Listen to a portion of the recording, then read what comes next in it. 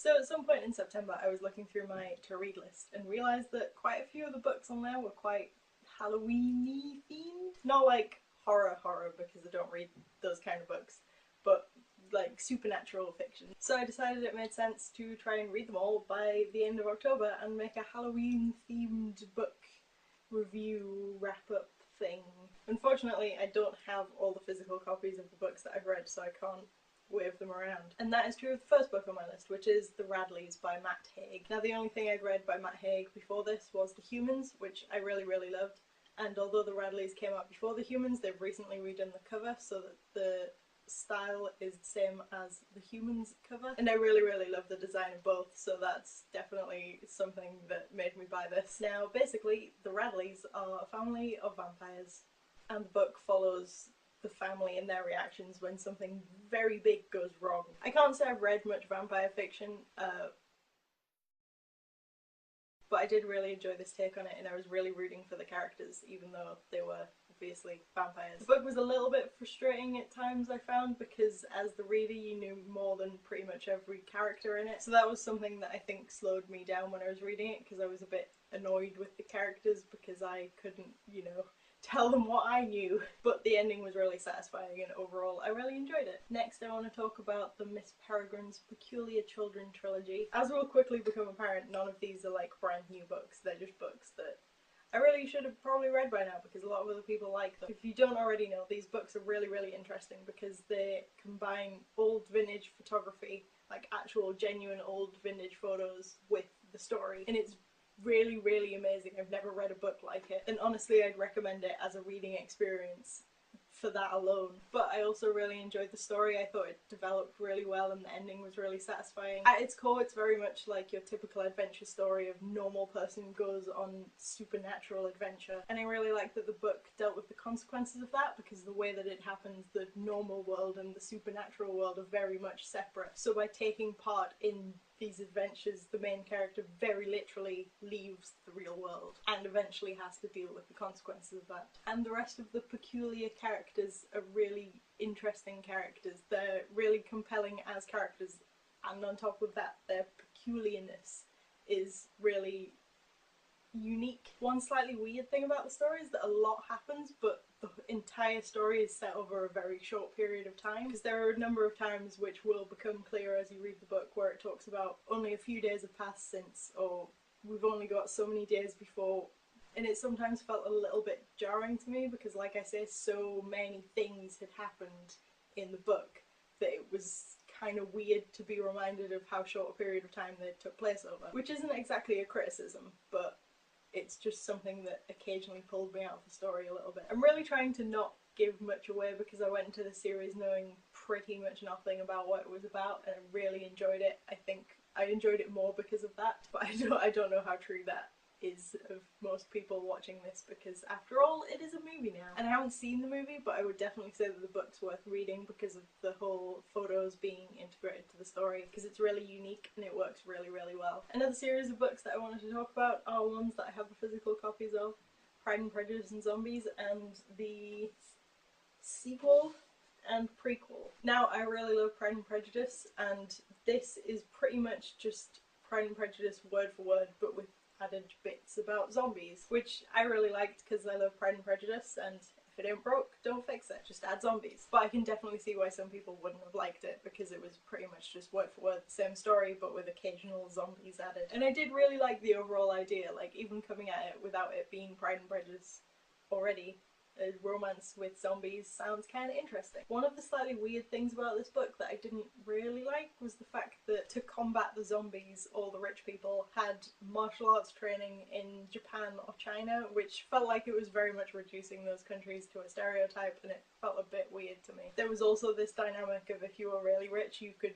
afford to go to Japan to learn their martial arts, but if you were not quite as rich you went to China instead, and so there was this snobbery about this. As well as being a bit racist, it just felt really out of place, like there wasn't really a good reason for it. I don't know, it just felt odd to me. But like I say, overall I enjoyed it because I like Pride and Prejudice and I like zombies. The prequel, Dawn of the Dreadfuls, was really interesting because it put more plot into the basic concept, I guess. So you got to hear about sort of where the zombies came from up to a point and some history behind them. I think that also meant that it was done better because it wasn't constrained to following the story of Pride and Prejudice, and because you weren't stuck to the dialogue from Pride and Prejudice. I think the characterisation of some of the main characters fit the world much better, particularly Lizzie and Mr. Bennet. So those two characters in particular felt quite different to how they did in Pride and Prejudice and Zombies, but I think the story was better for it. And from that, it was quite nice seeing Lizzie literally just being kind of a badass. This book also has some romance elements in keeping with Pride and Prejudice, I guess, which is a bit weird because obviously we know that any romance involving Lizzie or Jane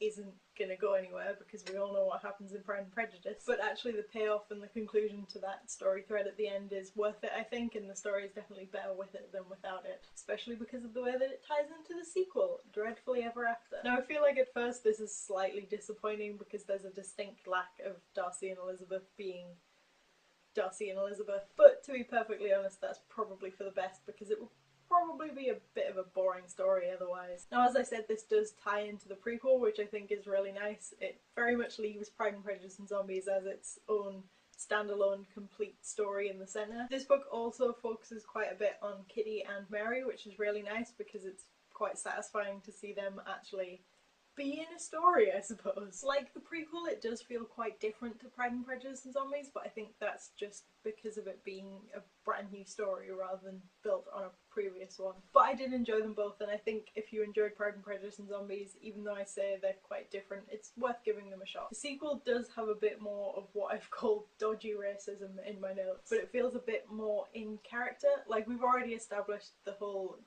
going to Japan/China to do martial arts training, and the sequel goes a bit into characters' response to that, which is those characters being racist, but at the same time it feels in character for them and for the time period in which the book is set. So despite that, I feel like it's done a bit better than it was in Pride and Prejudice and Zombies. The last two authors that I'm going to talk about are Terry Pratchett and Neil Gaiman, and obviously together they wrote the amazing Good Omens, which I have read before and loved, and I'm intending to reread before the TV show happens. Neil Gaiman has been talking a lot about that on his social media, so I'll admit that when I saw all these posts I got into the hype and was like, I need to reread it, but I haven't got around to it yet, and I think I might leave it until closer to the time when the TV show is going to be finished. But in the past few months I started reading Discworld for the first time, so that has been an interesting experience. I've also started collecting these beautiful hardback editions of the Discworld books because, I mean, just look at them, they're amazing. This one, Reaper Man, is the one that I'm reading at the minute, and I'm really enjoying it. I really love the Death books, which is probably somewhat unsurprising because everyone says that they're particularly good out of all the Discworld books. And I also recently read the short story Death and What Comes Next, which is technically part of the Discworld canon, but it's literally only 3 pages or something, but it really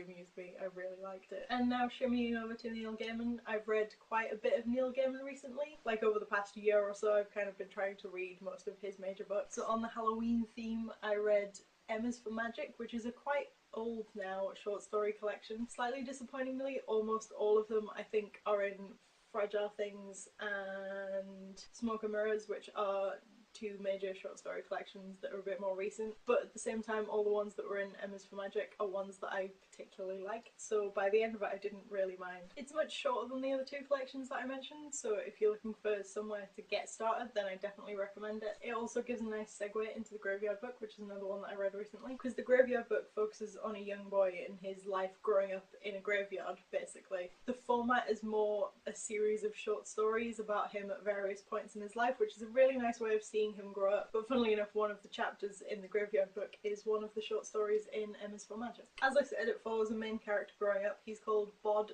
short for Nobody Owns, and he's a really likeable character, so that's definitely something that I enjoyed about the book. The short story format is also a really nicely paced way of seeing him grow up because he starts off literally as a baby and ends about 15, and although each chapter can be read as a separate short story and it's all self-contained, it does tie up all the elements of those short stories in the end in a really satisfying way, so I really like it because of that. And just overall, it's a really nice book and I really enjoyed it. And surprisingly, the other Neil Gaiman book I read recently was Coraline. Now, I'd seen the film of this a while ago, but I only just read the book recently, and it's a very short book. The edition that I read had some extra stuff from Neil Gaiman talking about the book, and he said that Coraline was written in such a way that every word mattered and nothing could be cut at the end, and that makes a lot of sense having read it. It did at times feel a little bit like this happened, and this happened, and this happened, and this happened, but I think that style of writing did actually really fit with the story. So although, like I said, having enjoyed the movie, the book wasn't exactly what I was expecting, I think I ended up enjoying the book more than I did the movie. And of course, I love the cat.